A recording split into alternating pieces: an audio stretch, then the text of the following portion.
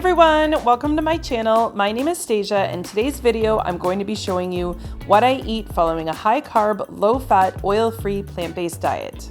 Okay, so for today's breakfast, I'm just starting it off by having a very simple smoothie bowl topped with my delicious oil-free vanilla toasted oats. So all I used is about 1.5 frozen bananas and about 1 cup of frozen strawberries. So all I'm going to do is throw this into a blender and then add some unsweetened vanilla plant-based milk. So unlike a smoothie, you don't want to add too much liquid, and unlike nice cream, you don't want to add too little. It's somewhere kind of in between. My guess would be that I use probably about half of a cup of milk to get this consistency. And as you can see, it's pretty rich and creamy. For those of you who didn't see my last What I Eat in a Day video, I showed how I make these amazing vanilla oil-free toasted oats. Oh my goodness, they are so good, eaten alone, as cereal, as a snack, or like you see here, topped on some delicious nice cream or a smoothie bowl. If you're interested in seeing how I made these, I will have the link to the video in my description box below. Okay, so for lunch, I'm having this amazing potato Caesar salad. Let me tell you guys, if you like Caesar salad, then you are going to be in love with this one. For the salad, I'm only using 4 potatoes, green onion, and about half of a red pepper. Super simple, right? So all I'm doing is just peeling all of the potatoes first, and then I'm going to be chopping them into some cube-size, bite-sized pieces. And let me tell you, if you love Caesar salad, you are going to love this one. And what's even better is that it keeps so well in the fridge. In fact, I could argue that it tastes even better the next day, you know, like one of those meals. And the other thing is, just with the summer, I haven't overly been craving a ton of hot food. So that's another reason why I am just loving this salad. So as you can see, I'm just dumping them into a pot of boiling water. I think I cooked mine for about 12 to 15 minutes, but you just want to cook them until they're nice and tender, drain them out of the water, and then let them cool.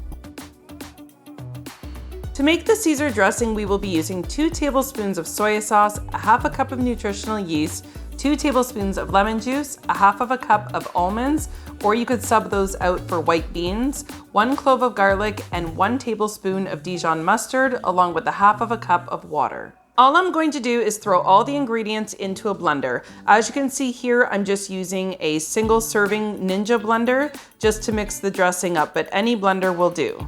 As I mentioned before, you can certainly sub out the almonds and use white beans if you're wanting this to be a super low-fat dressing. But keep in mind, even when using the almonds, this is still an overall lower-fat dressing, as we will only be using about half of this amount, and then even at that, depending on your actual individual serving size, the fat content can still be relatively low. But I also understand that some of you don't eat any nuts at all, as they can be trigger foods for some people, so I totally understand that. In that case, of course, just sub them out for beans. Alright, so let me show you how easy it is to throw this salad together. So once the potatoes are completely cooled, you just want to throw them into a bowl, and then we're going to go ahead and add about half of a cup of very finely chopped red pepper, or any color pepper you like, and then also about half of a cup of green onions. And next, we're just going to throw that Caesar salad dressing right on top. Again, you can adjust this to your own liking. So if you do want to try the nuts, then just add a little bit, and believe me when I say a little bit goes a long way.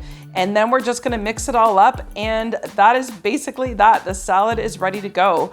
Now you can eat this salad on the warm side if you don't want to wait for the potatoes to cool. Surprisingly, it actually tastes good on the warm side as well, but just with summer and everything, I definitely have to say that I prefer it nice and cold. And like I mentioned, the longer it sits in the fridge, the more it absorbs all those flavors, and it is just so good. I'm sure you guys are going to love this. Now, another little suggestion that I'm gonna sneak in there is I prefer my potatoes to be nice and soft with this salad, but you could definitely experiment with making it with some crispy roasted potatoes instead.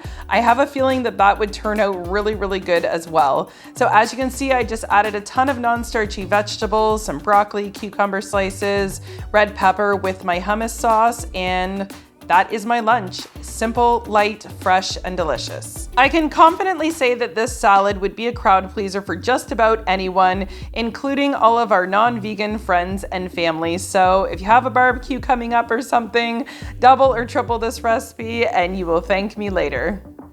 Okay, so for dinner tonight, I'm having toasted oil-free tostadas with my mom's amazing recipe for a mango salsa. All you will need is 1 bunch of cilantro or parsley if you don't like it, mango, green onion, tomato, and lime juice. So let me show you guys how I make it. Okay, so I just start off by washing off the cilantro really well, and then I actually just like to use the scissors to chop it down.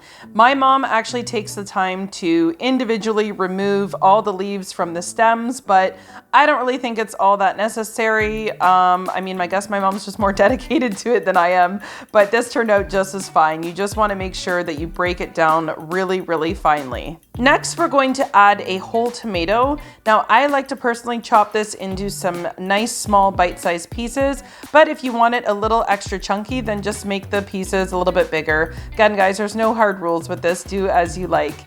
And now I'm just going to be adding some green onion. Again, you can use as much or as little as you like. I think I used about half of a cup or so. And here I'm just peeling the mango. One thing worth mentioning is that you can use frozen mango. My mom often uses that in her recipe. So you just let the frozen mango defrost and then you just chop that up all the same. And next, all we're going to do is go ahead and add some lime juice. So you can add the lime juice that you buy at the store, like what I'm doing, or use fresh lime juice, as well as just adding some salt. And then we're just gonna go ahead and mix it all up, and the salsa is ready to go. Again, a lot like the other recipe, the longer this one sits and chilled, the more it comes together and the more delicious it is. It's another one that I would argue would be a crowd pleaser for just about anyone. Okay, so to make my toasted oil-free tostadas, all I'm going to do is throw them in my toaster. So after I threw them in the toaster, this is how they turned out. Nice and brown, nice and crispy. Wait for it. Yes, so was I lying? Nice and crispy and super easy. So here, all we're going to do is add the topping. So I just threw on some chopped organic romaine lettuce. Here, I'm just gonna add some black beans that I just cooked in my Instant Pot, which, by the way, I just love making beans in the Instant Pot. They are so much better than canned beans. And then I'm just adding some salt because I never actually cook my beans with salt. And then I'm just gonna top it off with the mango salsa here. I am telling you guys, this meal was to die for. It was so, so good. My daughter was begging me for bites of it, which of course I shared, and she absolutely loved it. My husband was just completely mesmerized with my meal. It's so good, but that mango salsa can actually be used on so many different things. And here I'm just adding a little bit of hot sauce onto one of my tostadas, and I kept the other one. I didn't want hot sauce on the other one. And then I just chopped up an orange.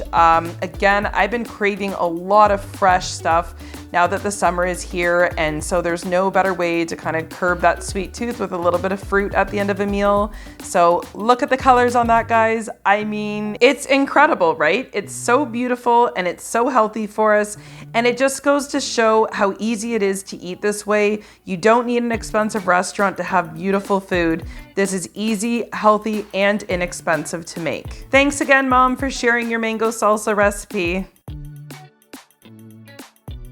All right, so here's the one a lot of you have been waiting for since seeing my intro.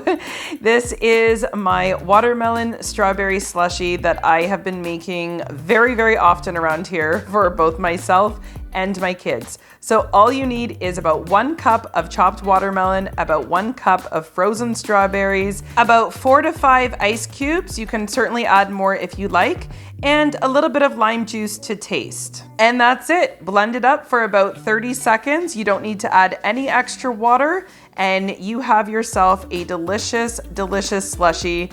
This will remind you so much of the slushies we all had growing up, except this one is guilt-free and super healthy. The kids love it with no added sugar whatsoever, just the sugar from our natural fruits. This one is definitely a favorite in this house during this hot, hot summer. Like most people, I would imagine, I've been craving a lot more fresh fruits and colder meals compared to the hot, heavy ones this summer, and I'm just kind of going with it for now and listening to my body. And of course, always figuring out new ways on how to enjoy a high-carb, low-fat, oil-free, plant-based diet. If it's your first time here and you'd like to see more What I Eat in the Day videos, then be sure to hit that subscribe button. Thank you so much for watching, everyone. We'll see you in the next one.